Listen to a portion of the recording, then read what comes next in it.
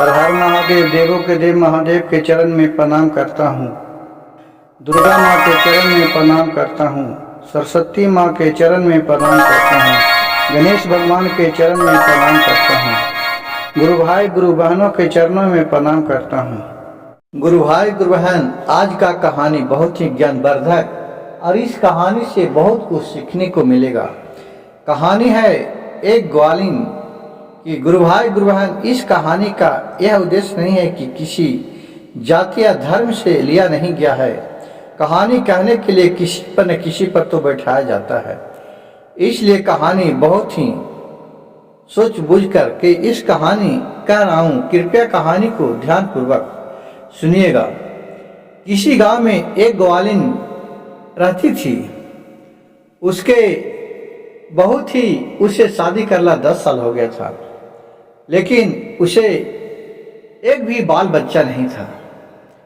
लोग, गांव भर के लोग उसे ताना मारा करते थे कि कब तक भी इसे एक बाल बच्चा नहीं हुआ, शादी करला 10 साल हो गया।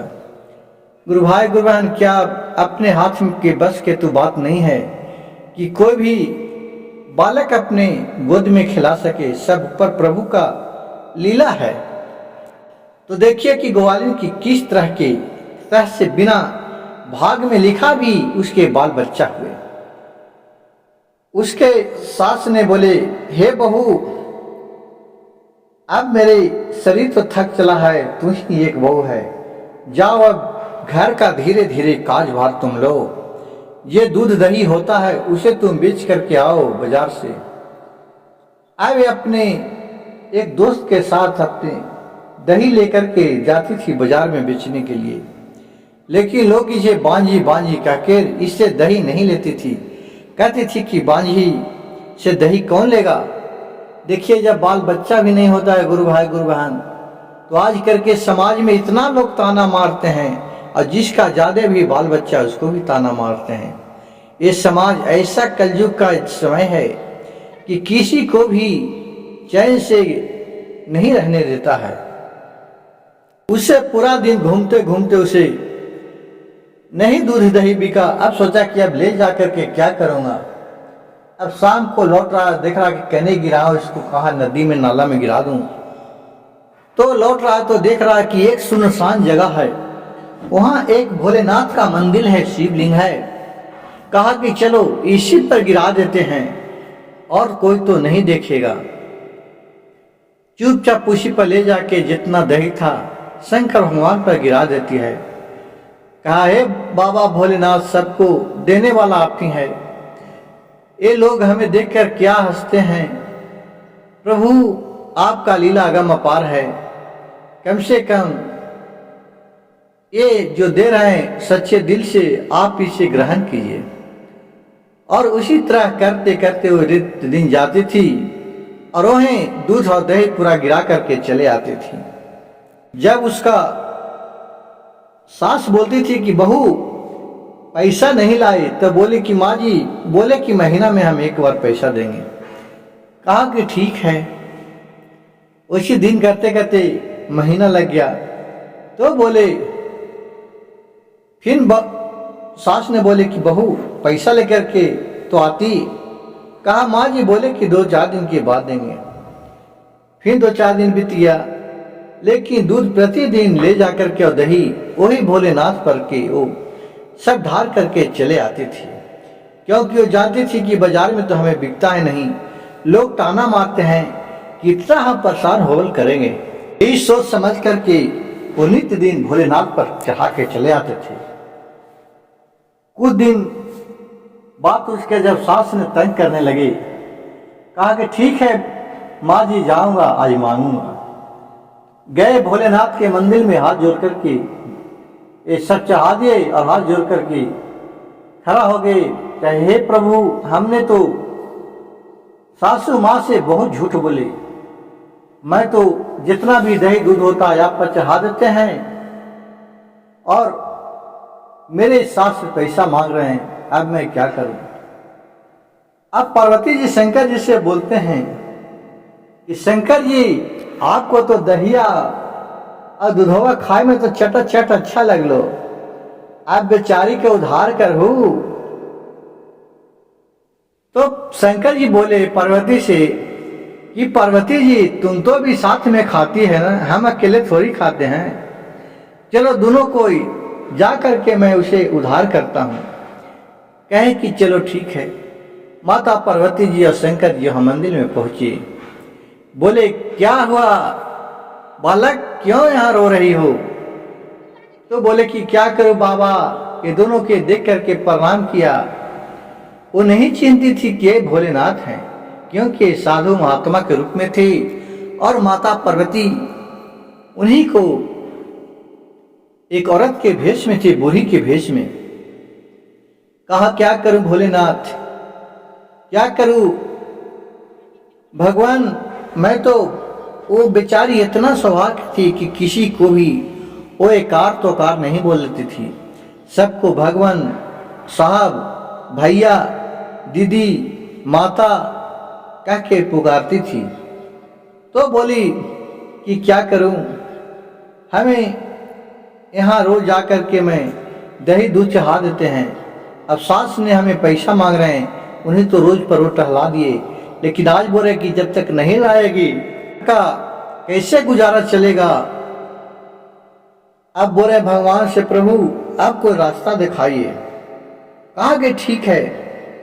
वो बेलपत्तर उठा करके भोलेनाथ कहा इसका किलो ये जिस में दूध दही लाते हैं उसी में ही रख लो, जा करके ये तुम अपने सास को दे देना, बोलना किलो यही दिए हैं। कहा कि चलो ठीक है, जैसे कृपा भोलेनाथ की। बेलपत्तर लेकर के आ गई।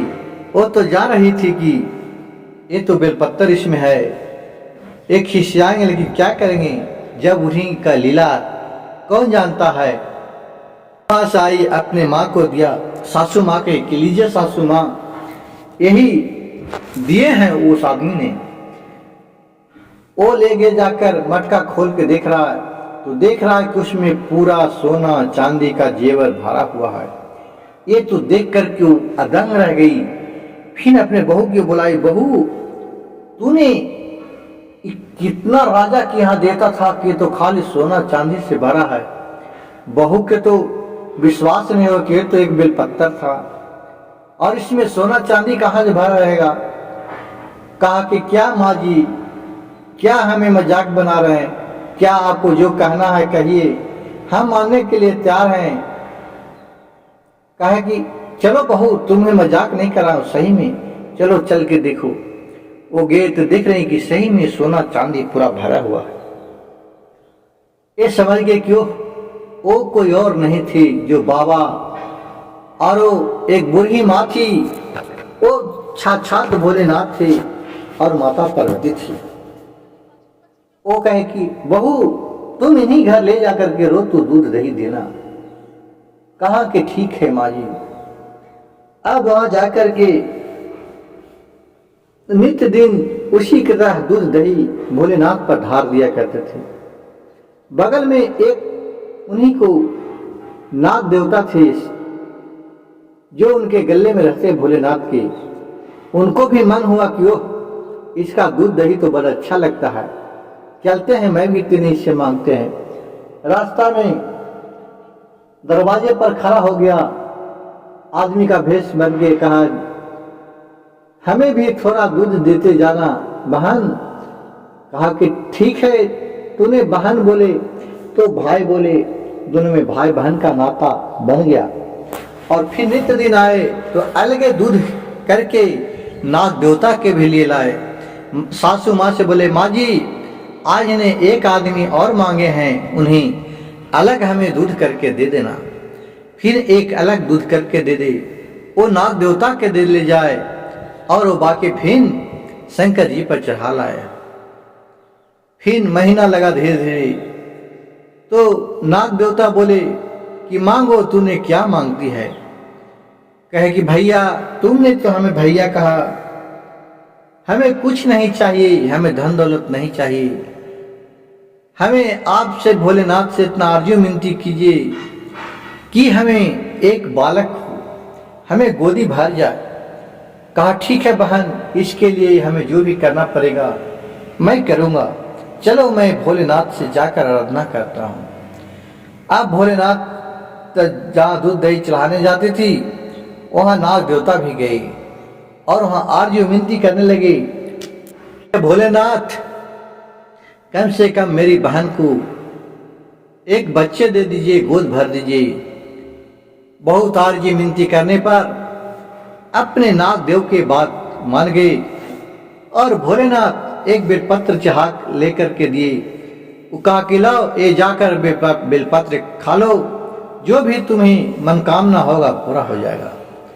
वो गई और भोलेनाथ के नाम लेकर के बेलपत्र खाई और उसे गर्भ में बालक रह गया और 9वें महीना उसे बहुत ही सुंदर बालक जन्म लिया। इस खुशी में अपने सासू माँ से ये सारी कहानी कह करके बता दी, माता जी हमने कहूँ भी दूध दही नहीं बेचे जाते, हम मंदिर में जाते थे वहीं चढ़ाते, उन्हीं को कृपया से हमें ये जो बांझिन का था वो नाम मिटा। और फिर उसके सासू माँ और दोनों बहुत धूमधाम से भोलेनाथ के मंदिर में गए और शिव चर्चा कराए और उनके आरजू विनती किए कि हे भोलेनाथ सदैव हमारे ऊपर आप इसी तरह ममता बरसाते रहिएगा, हमें आपका ममता की जरूरत है। गुरु भाई गुरु बहन, इस कहानी से हमें यह सीखने को मिलता है कि भगवान को जिस रूप में जौन देखा उस रूप में उसे दर्शन दिए।